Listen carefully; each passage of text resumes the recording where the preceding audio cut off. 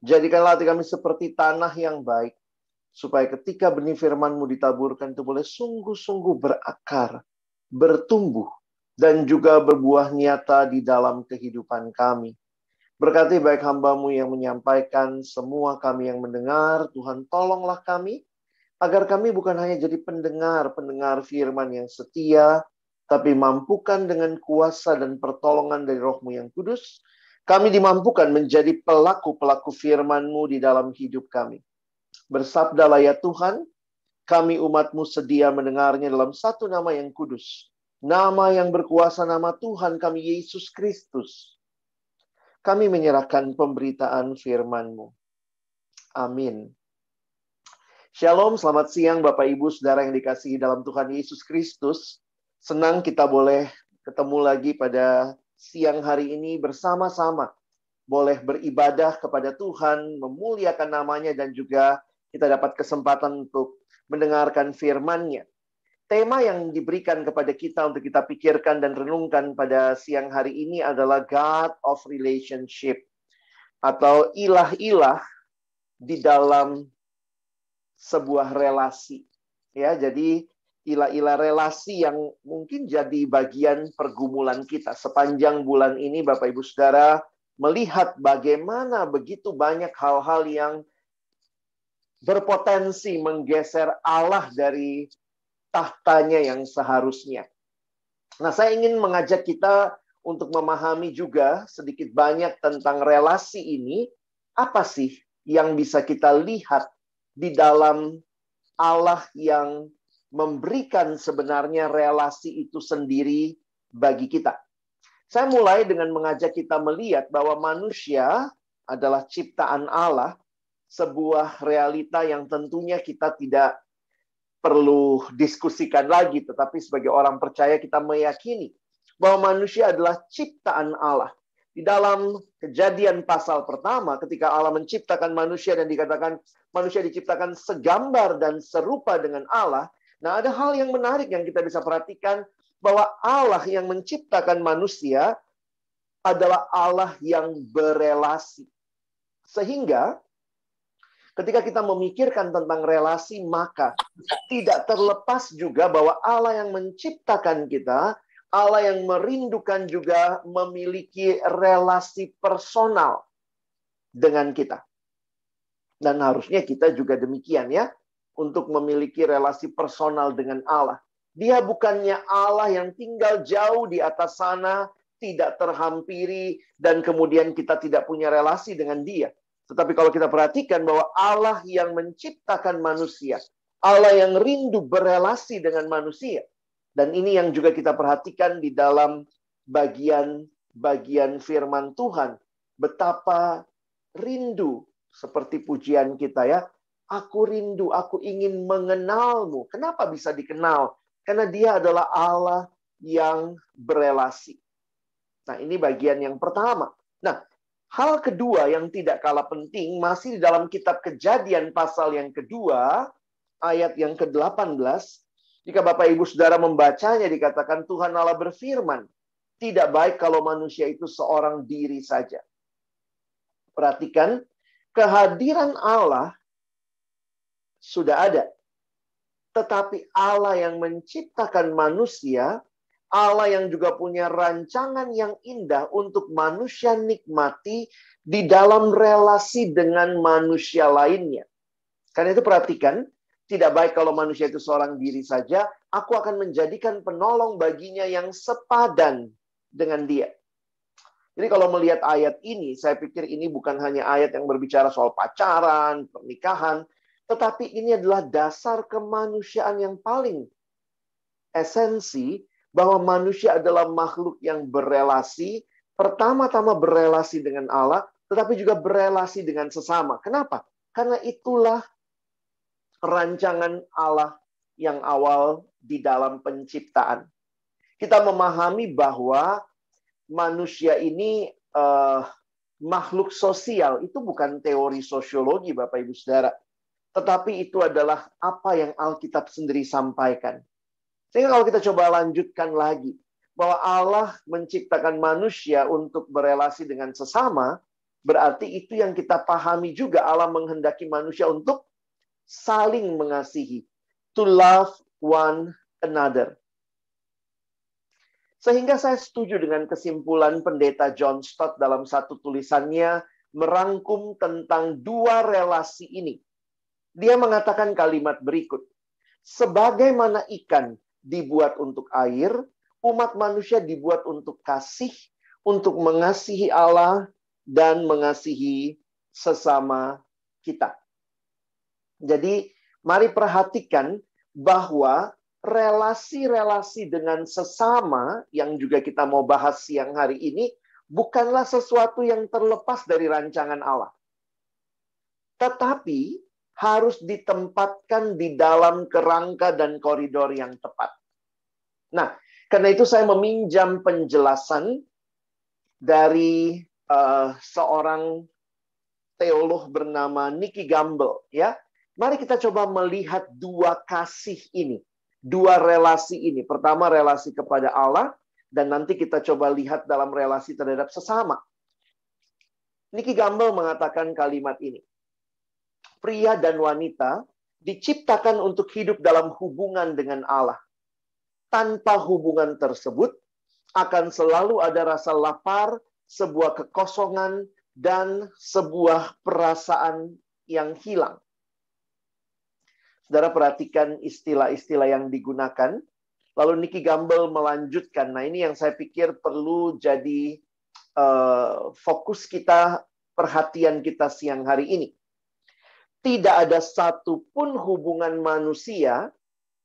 Jadi ini kalau bicara hubungan yang horizontal manusia dengan sesamanya, tidak ada satupun hubungan manusia yang dapat memuaskan atau dapat terus bertahan.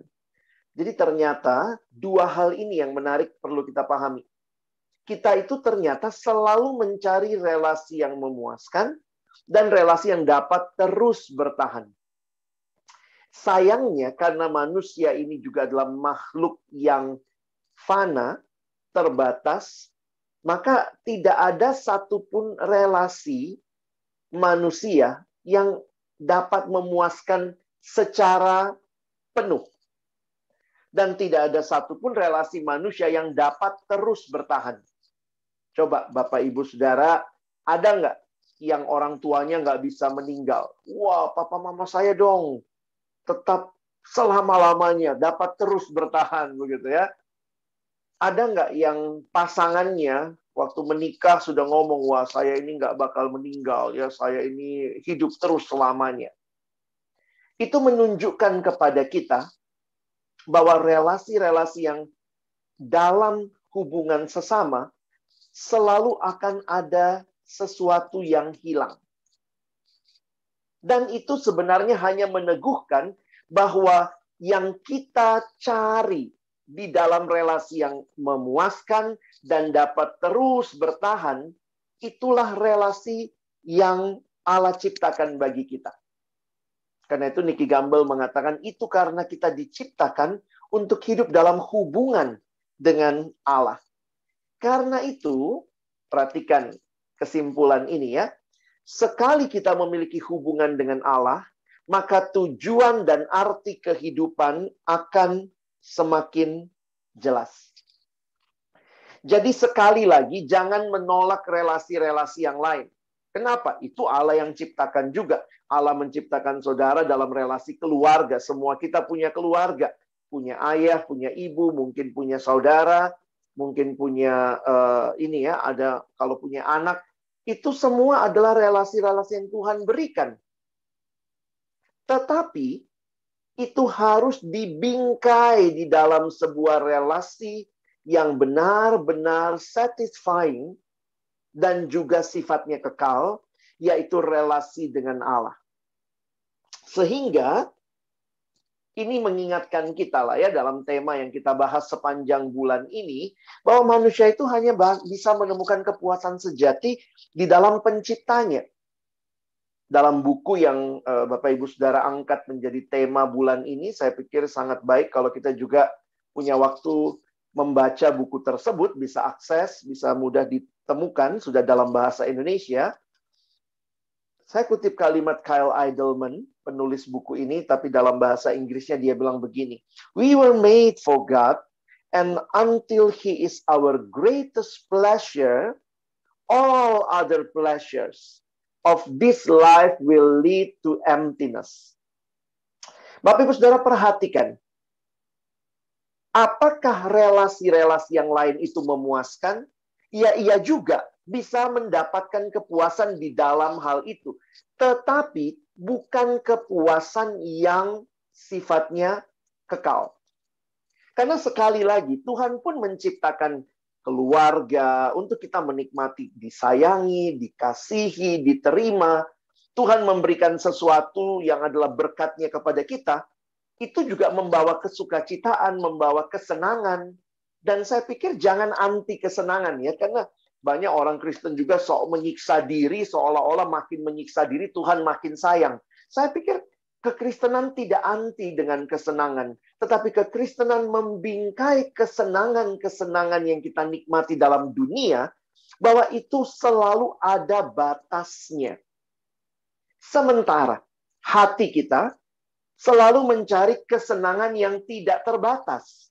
Karena itu, kita perlu bertemu dengan Tuhan yang adalah pribadi yang tidak terbatas. Kita perlu bangun relasi dengan Dia, sehingga ketika kita menikmati kepuasan utama di dalam Tuhan, barulah kita bisa menata semua kepuasan-kepuasan yang lain di dalam satu bingkai yang tepat. Ya, jadi kalimat ini sebenarnya mengingatkan saya, karena dia mengatakan, until He is our great pleasure, all the other pleasures, berarti memang benar juga ya, saya juga makin sadar, bahwa hal-hal yang lain yang sementara itu juga membawa kepuasan, tetapi itu bukan kepuasan yang paling utama. Contohnya apa? Ya makan. Saudara makan kan kenyang, puas. Contohnya apa lagi? Seks. Tuhan menciptakan seks. Ya, Tuhan yang menciptakan. Tuhan yang merancang, dan itu dinikmati di dalam sebuah kenikmatan antara suami dan istri. Karena seks diciptakan dalam relasi. Jadi kalau ada yang bilang bahwa seks tidak memuaskan dalam arti yang terbatas, ada kok realitanya bahwa ketika dinikmati dalam relasi suami dan istri, itu sesuatu yang Allah rancang untuk memuaskan. Jadi sekali lagi sebenarnya kalimat tidak dapat memuaskan, maksudnya tidak dapat terus-menerus memuaskan, sehingga, nah ini jadi aplikasinya. Kalau yang kita kejar hanya yang sementara, wah, sedih banget hidup kita. Atau yang sementara itu kita jadikan yang paling penting dalam hidup kita.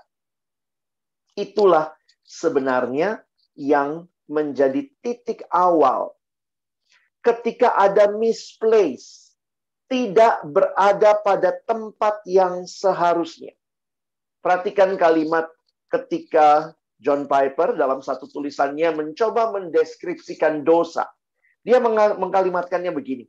Sin is what you do when your heart is not satisfied with God. Dosa adalah apa yang engkau lakukan ketika hatimu tidak puas dengan Allah. Dan ini juga diteguhkan dengan kalimat dari Blaise Pascal. Mungkin kita kenalnya rumus-rumusnya dia. Tetapi dia juga seorang teolog, seorang Kristen yang sungguh-sungguh dalam tulisannya dia mengatakan, hati manusia biar kecil, namun jika seisi dunia diisi ke dalamnya, tetap tidak akan memuaskannya. Hanya Sang Pencipta yang bisa memuaskannya. Jadi Bapak Ibu Saudara yang dikasihi Tuhan, siapapun atau apapun yang menggantikan posisi Allah sebagai yang terutama di dalam hidup kita, itu disebut berhala. Berhala itu seperti apa sih? Apa yang kita lakukan terhadap berhala? Ini yang kita lakukan kepada berhala. Kita mengasihinya, kita menyembahnya, kita melayaninya, dan memperoleh makna daripadanya. Dibanding daripada Allah yang sejati. Nah, kenapa hari ini kita bicara berhala relasi? Kenapa dalam minggu yang lalu kita bicara berhala romance? Kalau romance itu juga Tuhan yang cipta, kalau relasi juga itu Tuhan yang cipta, kenapa itu bisa jadi berhala? Saya pikir kebenaran ini yang akan menolong Bapak Ibu Saudara memahami. Karena berhala itu berarti mengubah sesuatu yang baik menjadi yang terutama. Saya ulang ya. Berhala artinya mengubah sesuatu yang baik menjadi yang terutama. Jadi poinnya apa sebenarnya di sini? Biarlah hal yang baik tetap jadi hal yang baik. Jangan dijadikan yang terutama. Karena begitu kita menjadikan hal baik itu hal utama, maka dia berhenti jadi hal baik dan dia mulai menjadi berhala di dalam kehidupan. Wah, saya waktu pertama kali belajar dan membaca bukunya Kyle Idleman ini, saya baru makin sadar bahwa ternyata seringkali masalah saya bukan hanya dengan hal yang buruk. Kalau hal yang buruk, misalnya apa, narkoba, pembunuhan, ya udahlah, saya nggak lakukan itu. Tetapi saya harus waspada, karena banyak hal-hal baik yang tanpa saya sadari saya jadikan yang utama. Makanya dikalimatkan begini, penyembahan berhala itu ada di mana-mana. Karena kan ada hal baik di mana-mana. Dan memiliki kuasa atas tindakan-tindakan kita, karena memiliki kuasa atas hati kita. Jadi please, jaga hati. Wah, ini bukan pesan AA Jim ya. Ini pesan dari Alkitab sebenarnya. Kenali berhala-berhala hatimu yang bisa jadi itu hal baik. Yang kita utamakan. Contoh apa? Uang ya. Uang tuh hal baik, Bapak Ibu Saudara ya. Jangan pikir Alkitab nggak suka sama uang, dalam arti maksudnya tidak pernah positif sama uang. Makanya ada seorang anak remaja dulu pernah datang lalu bilang sama saya begini, "Wah, Kak Alex, saya udah belajar Alkitab. Pantes ya, Kak, memang uang itu masalahnya." Saya bilang, "Masalah apa?" Kan ada ayatnya, Kak. Akar segala kejahatan adalah uang. Saya bilang, "Dek, nah, masih remaja ya, harus dibimbing. Kalau belajar Alkitab, baca baik-baik. Masalahnya bukan di uangnya. Tapi di manusia yang pakai uang itu. Karena Alkitab mengatakan bukan itu ayatnya. Ayatnya tidak demikian. Kamu kurang mengutipnya. Akar segala kejahatan adalah cinta uang. Bukan uangnya. Makanya waktu itu saya bilang, kalau kamu nggak suka uangnya, kasih saya. Ya, masih banyak pelayanan butuh didanai. Masih banyak pelayanan yang harus dibangun. Apa hal baik yang kemudian itu jadi utama, ternyata telah menggeser posisi Allah. Ketika uang jadi segala-galanya, uang tetap harus jadi hal yang baik. Keluarga bisa jadi berhala. Ya, kalau kita ikutin teorinya, semua yang positif, yang baik, bisa jadi berhala. Karena bisa menempati tempat yang terutama. Makanya, kalau kita lihat Bapak Reformasi ya, seperti kalau kita belajar tulisannya Opung Luther, Opung Calvin, wah mereka tuh sangat jelas. Calvin bahkan mengatakan begini, karena ada begitu banyak hal baik, hati manusia itu gampang sekali memproduksi berhala. Makanya dia mengatakan, hati manusia itu the factory of idols. Dan kenapa, Bapak Ibu teman-teman sekalian? Karena ini hal baik, dan jangan lupa, siapa yang berikan hal baik itu? Tuhan. Tuhan yang kasih. Seks baik, dinikmati dalam relasi suami istri. Tetapi kemudian dosa membuat manusia menikmati jadi seks segala-galanya, atau apalagi dinikmati di luar hubungan suami dan istri. Jadi seks yang baik bisa jadi berhala. Komputer baik nggak? Ya baik dong. Bapak Ibu aja sekarang belajarnya atau kerjanya pakai komputer. Tapi ketika itu dijadikan segala-galanya, kita jadi kayak kebergantungan terhadap hal tersebut, wah itu sudah mulai jadi berhala. Kalau saya banyak melayani anak remaja, anak pemuda, sekarang tuh banyak yang Main game boleh nggak, Kak? Boleh. Tapi kalau hidupmu main game segala-galanya, nah udah mulai nih. Kamu tidak bisa menempatkan hal baik sebagai baik, kamu sudah jadikan yang utama. Apalagi itu sampai mengontrol hidupmu. Belanja baik nggak? Ya baiklah. Masa Bapak Ibu kita nggak belanja? Tapi kalau belanja jadi segala-galanya, nah gimana taunya sudah mulai jadi berhala hal-hal itu?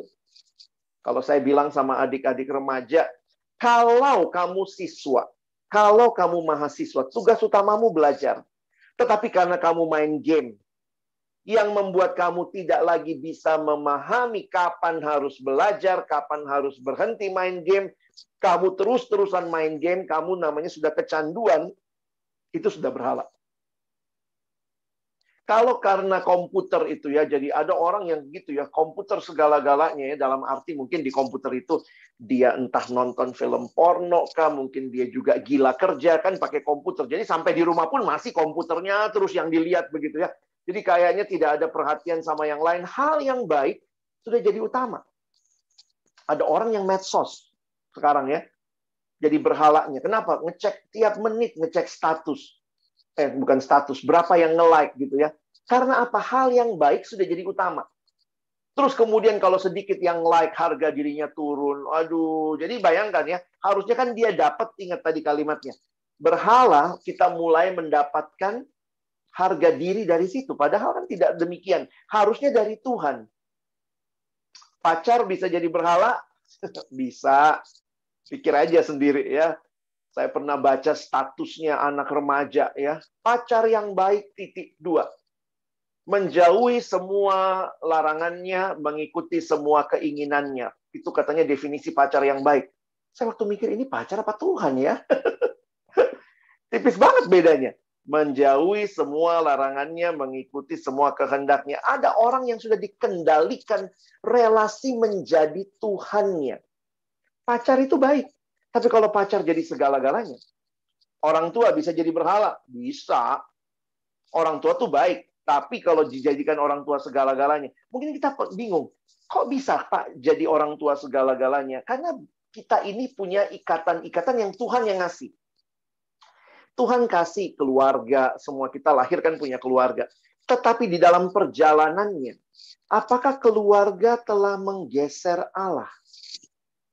Kalau boleh berkaca dari pengalaman pribadi, saya mengalami ya, ketika harus belajar taat sama Tuhan di saat saya juga anak yang sangat sayang sama keluarga. Awal-awal bertobat SMA kelas 1, saya mulai bergumul dengan cinta saya kepada keluarga dan cinta saya sama Tuhan. Kadang-kadang mikir, Tuhan kok begini sih gitu ya. Bapak Ibu mungkin yang sejaman dengan saya, zaman dulu tuh kan nggak ada HP ya, adanya telepon rumah. Lalu kemudian tiba-tiba kalau ada telepon, orang tua bilang, nanti bilang papa nggak ada. Nanti, tapi kan nggak mungkin kita telepon walaupun kita masih anak kecil gitu ya, SMA 1. Om, kata papa nggak ada gitu ya. Nah, disitulah saya mulai melihat bahwa seringkali siapa yang mau saya senangkan. Itu hal simpel, Bapak Ibu. Kadang-kadang ketika orang tua begitu posesif dengan anak, membesarkan anak dalam pokoknya, kamu harus bikin papa bangga. Wah, bagus sih. Tapi kalau kita tidak bawa dia kepada papa di surga, nah itu yang saya pikir seringkali anak itu, saya ketemu dengan banyak anak remaja, lalu kemudian, iya, saya nggak mau sakitin papa mama, saya nggak pengen lihat orang tua saya nangis. Iya, tapi kamu nggak pengen lihat orang tuamu nangis, tapi kamu sudah bikin nangis Tuhan. Oh gitu ya. Bapak Ibu, satu waktu dalam satu ibadah, setelah selesai ibadah, seorang anak datang sama saya. Ini anak kuliahannya, saya kasih contoh-contoh supaya Bapak Ibu bisa ngerti. Kenapa seringkali relasi-relasi ini kayak bersaing dengan Tuhan ya. Jadi anak ini datang, lalu kemudian dia bilang, Kak Alex, tadi Kak Alex bilang tidak boleh nyontek. Saya bilang, iya iyalah ya, baru selesai khotbah tentang anak kuliah aja nggak boleh nyontek gitu. Terus kemudian dia bilang, kata mama saya boleh. Siapa mamamu gitu ya? Jadi saya pikir apa kok bisa gitu mamanya bilang begitu. Lalu kemudian saya tanya lah ya, oh boleh tahu nggak kenapa mama bilang begitu? Terus dia bilang, mama bilang bapak itu pensiun tahun ini Kak. Jadi Mama bilang kalau kamu kuliahnya kelamaan, semester depan kita nggak bisa bayar lagi. Karena kamu kuliah, abangmu kuliah. Jadi kamu harus selesai kuliah semester ini. Lakukan segala cara supaya lulus. Nyontek pun nggak apa-apa. Yang penting lulus. Kata siapa? Kata mamanya. Dan waktu itu dia tanya ke saya, tadi kata Kak Alex nggak boleh. Kata mamaku boleh. Jadi ya ini ya, mulai dia mempertentangkan, karena mungkin dalam hati dia mau bilang, siapa kamu Kak Alex? Mamaku yang lahirin aku. Di Alkitab juga kan kayaknya kita mengerti orang tua itu wakilnya Allah. Itu kalau orang tuanya benar. Kalau orang tuanya nggak benar, harus lebih taat sama siapa? Ada ayat di Alkitab, hormatilah ayahmu dan ibumu. Tapi tidak hanya berhenti di situ. Ada kalimat selanjutnya, Efesus pasal 6 itu ya. Hormatilah ayahmu dan ibumu di dalam Tuhan. Jadi, sejauh orang tuamu di dalam Tuhan, taatilah. Karena berarti sejalan dengan kehendak Tuhan. Tetapi kalau kamu mengutamakan orang tuamu dan bahkan membuang kehendak Tuhan, makanya saya tanya sama adik-adik, ya, ini Bapak Ibu coba kita pikir sama-sama. Boleh nggak sih nggak taat sama orang tua? Nggak boleh, Pak. Kenapa? Kan orang tua wakil Allah. Lah, kalau orang tuanya benar. Kalau nggak benar, misalnya. Karena orang tua juga sudah jatuh dalam dosa ya. Anggaplah misalnya, ini contoh ekstrim. Pulang-pulang dari kantor atau dari kuliah, dari kerja. Terus kemudian bapak, mama bilang gini, ayo nak, kita bunuh anak tetangga. Mesti taat. Kadang-kadang ketaatan buta itu menunjukkan bahwa kita sebenarnya tidak memahami siapa Tuhan yang utama dalam hidup kita. Contoh saya mungkin ekstrim ya, tetapi dalam realitanya banyak alumni-alumni, orang-orang yang sudah bekerja sekian lama dengan alasan membahagiakan orang tua, bahkan cari pasangan yang tidak seiman, yang penting menikah. Kenapa? Mau bahagiakan papa mama. Kalau Bapak Ibu Saudara, khususnya yang belum menikah, tujuan utama pernikahannya hanya, saya bukan bilang tidak boleh, tapi hanya membahagiakan papa mama. Hati-hati. Karena bisa jadi, mungkin papa mama bahagia sementara, tetapi Tuhan tidak bahagia dengan pilihan yang kita buat. Saya bertemu dengan banyak alumni yang seperti itu. Ketika umur sudah makin, khususnya yang perempuan ya, makin menua gitu ya. Akhirnya kayak ya udahlah siapa aja lah gitu ya. Oke lah Kristen, oh dia Kristen, tapi Kristennya mungkin Kristen nggak bertumbuh, Kristen nggak jelas. Jadi habis menikah, saya bilang apa yang kau cari? Saya waktu itu menikah karena mau bahagiakan papa mama. Habis saya menikah, mama meninggal tahun depannya. Terus habis itu sekarang iya bang, sekarang ini saya di KDRT sama suami. Kenapa kau nggak kenal dulu siapa suamimu baik-baik? Tapi waktu itu kan mama udah sakit-sakit, jadi yang penting mama bahagia. Sekarang kamu... Jadi banyak orang berbicara bahagia untuk orang tua, tapi tidak di dalam koridor ketaatan dan kebenaran Tuhan. Jadi hati-hati relasi-relasi yang rasanya membahagiakan orang tua. Tapi apakah Tuhan bahagia? Belajar lebih taat kepada Allah daripada orang tua. Di Alkitab ada dua istilah. Hormatilah dan taatilah dalam relasi dengan orang tua. Dan waktu saya mempelajari ayat itu dengan sederhana mengatakan begini. Dalam hal hormat tidak ada pilihan. Tapi dalam hal ketaatan ada pilihan. Hormatilah orang tuamu. Mau dia kayak apa, mau bapak, mamamu bisa dipercaya, tidak bisa dipercaya, sakit hati atau apa, hormati mereka. Tetapi dalam hal ketaatan ada pilihan. Taatilah orang tuamu di dalam Tuhan. Kadang-kadang kita lebih sulit. Kalau kita udah nggak taat, kita nggak mau hormat juga ya. Tapi Alkitab sebenarnya memberikan dalam hal ketaatan kita punya pilihan. Tapi dalam hal hormat, kita harus hormat. Nah, ini banyak aplikasi yang Bapak Ibu Saudara bisa pikirkan. Tetapi pertanyaan kuncinya ya, mari di akhir khotbah ini saya ajak kita periksa hati kita. Apakah banyak hal-hal baik yang sudah mulai menggeser Allah dalam hidup kita.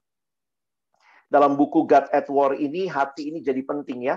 Jaga hatimu dengan segala kewaspadaan. Karena dari hati terpancar kehidupan. Makanya dia mengatakan, the battlefield of the gods is your heart.